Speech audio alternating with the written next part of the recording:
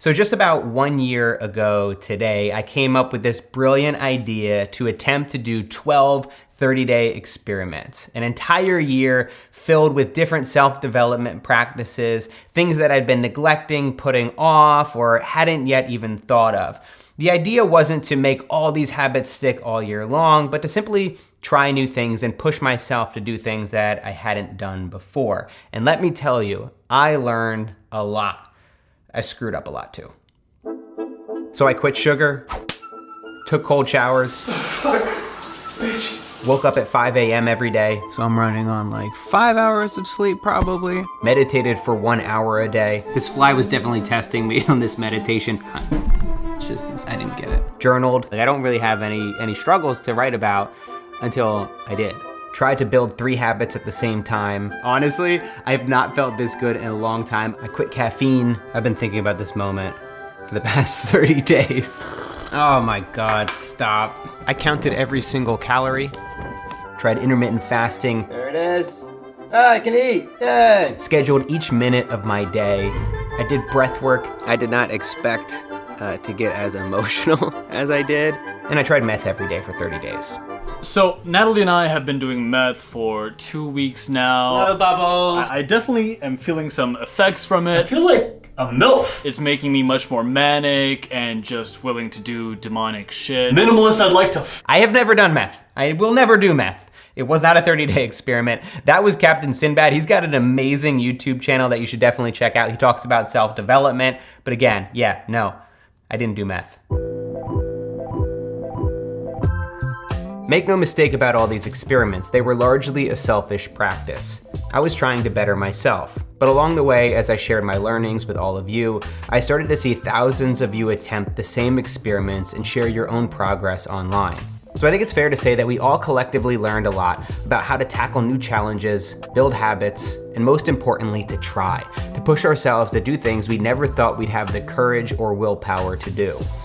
This is cold shower day 30. I am so excited that this is coming to an end, but I'm proud of myself. I'm proud that I've gotten through it. So as the year winds down and as I finish up my last 30-day experiment, I wanted to break down all of the things I learned, the good things and the bad, the areas where I completely screwed up, so you guys don't have to make the same exact mistakes that I did. Now, my big picture goal, my big vision for next year is to combine all of this into an actionable course to hopefully help you guys change your own lives. So if that's something that you're interested, sign up for my newsletter down in the description below. I'm gonna notify you guys when that is available. But in the meantime, let's just get right into it.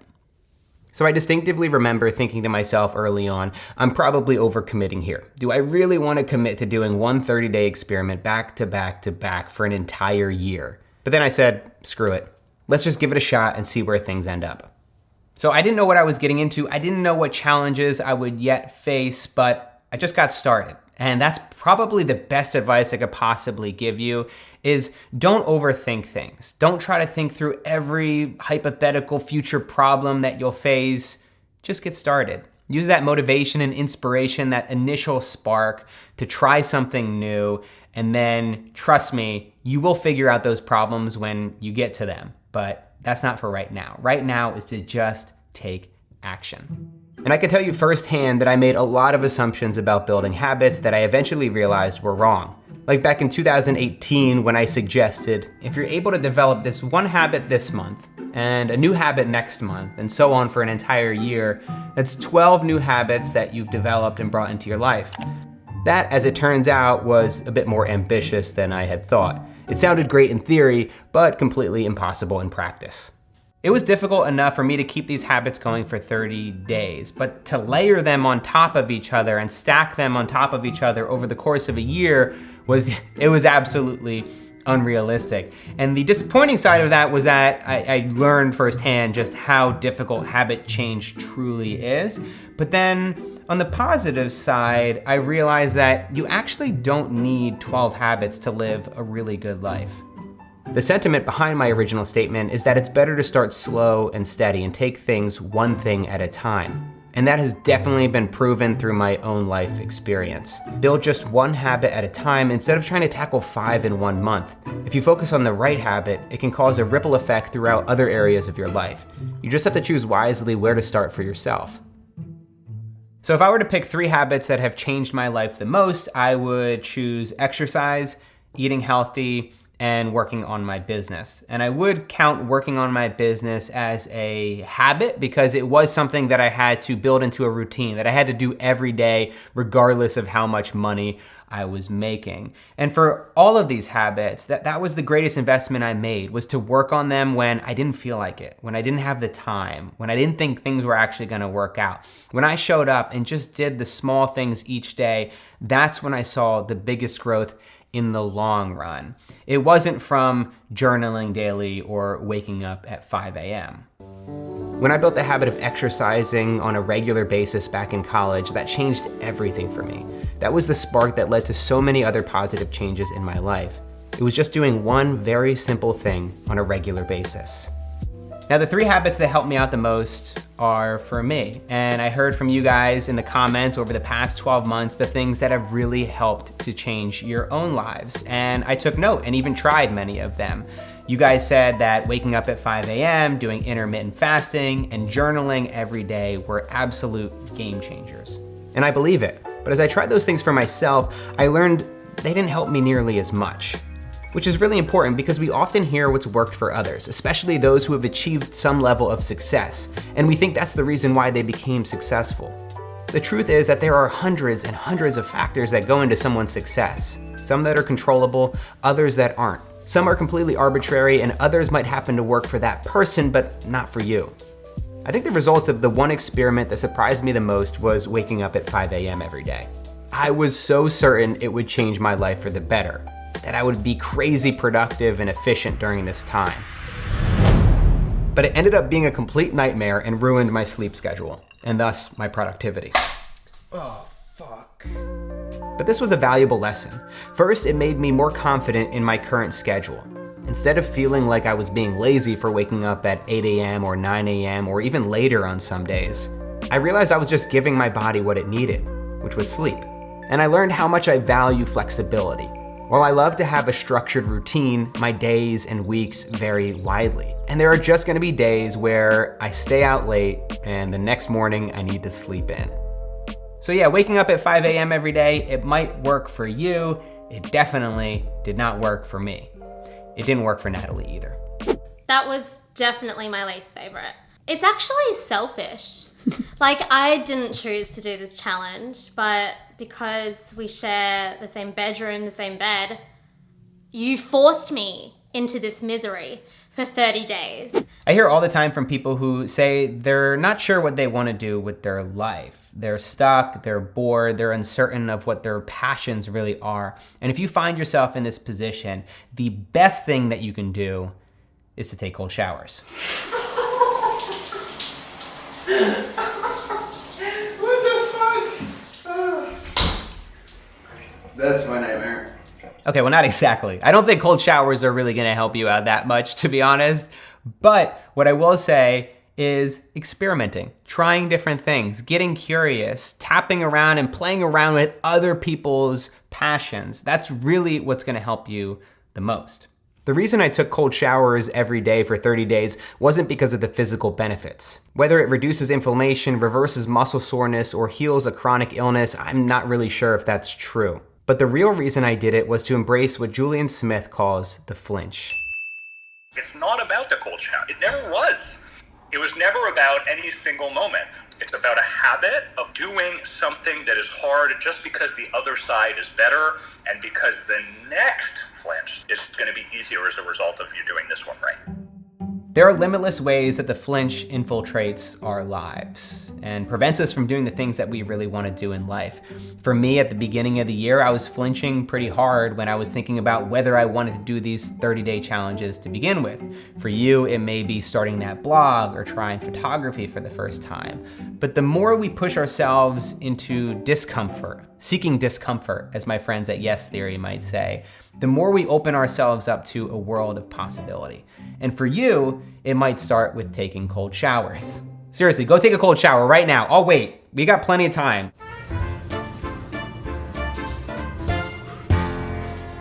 There was something else that I got from taking cold showers every day, and it was the same thing I got from quitting caffeine. These two experiments were really about deprivation.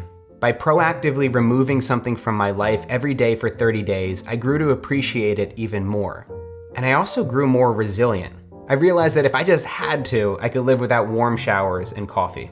But thankfully, I don't have to live without coffee. I'm not gonna do it. I could do it if I wanted to. No, like I already proved it. Like I showed you guys that I could do it.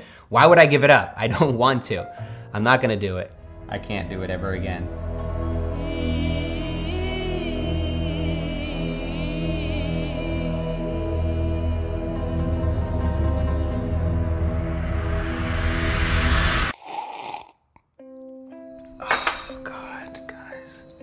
No matter what kind of luxury you're used to, if humans are good at one thing, it's adapting.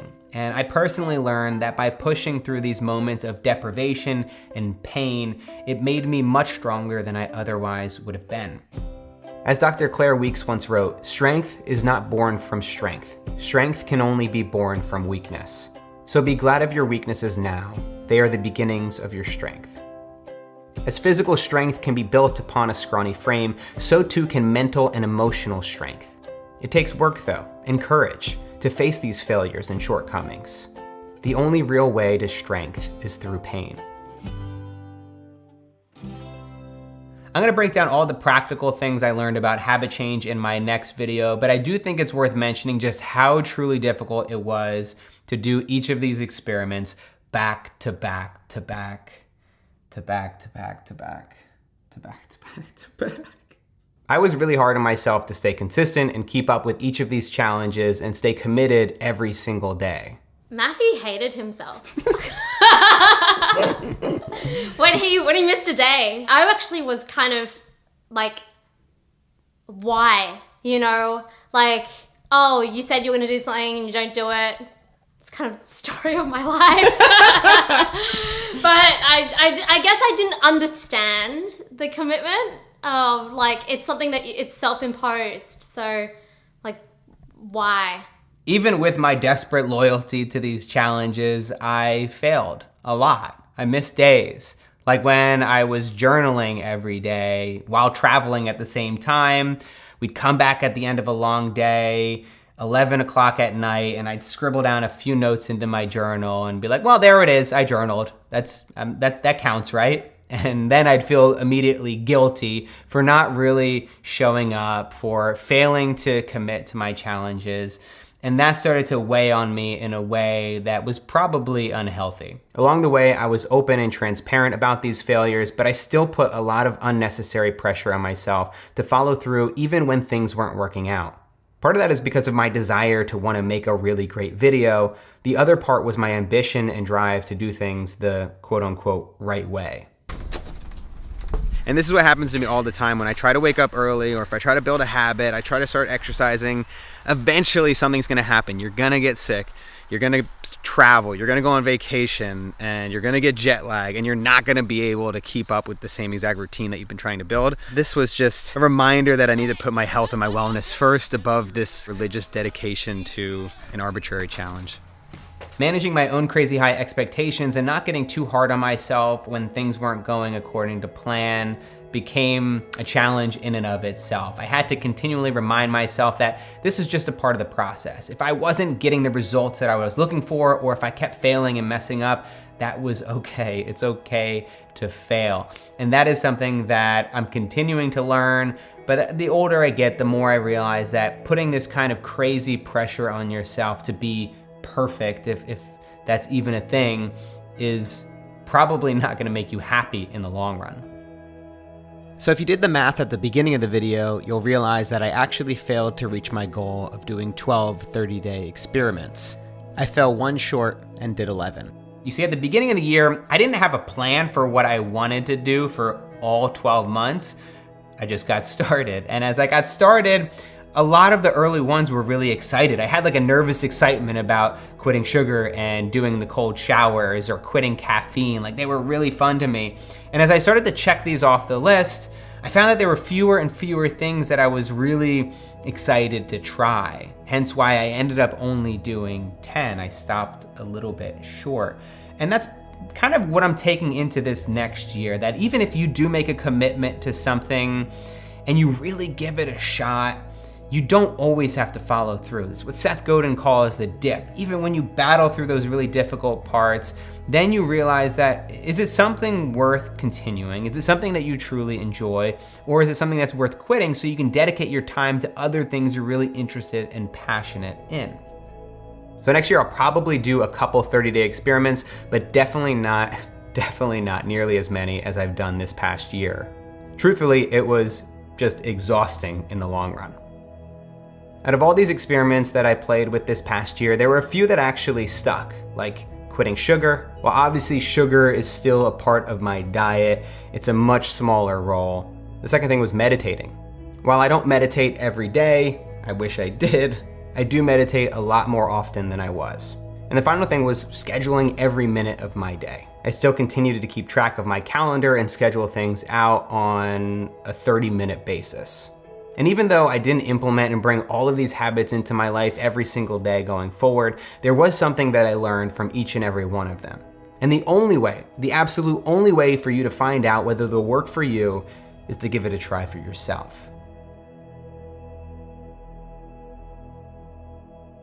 So a couple things before I wrap up here. If you've got any experiments you want me to try next year, I'm probably gonna be doing a couple more. Let me know in the comments any ideas you have. Do not say try meth for 30 days. I'm not gonna do it. I don't care how much you guys bully me. The other thing I would say, have you tried any of these experiments yourself or other ones that I hadn't tried? I would love to hear from you guys about what you've learned about habit change and experimenting. Like, that would certainly help me out a lot, and I know it would help other people in the comments below who are trying to build habits for themselves.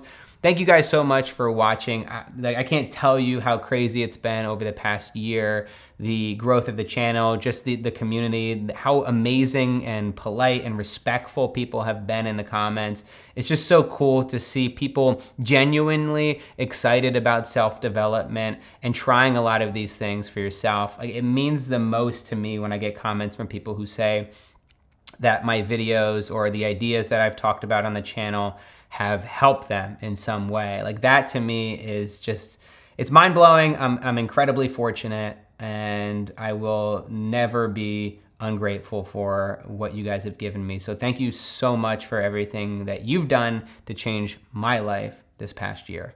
Thanks for watching, and I'll see you next time.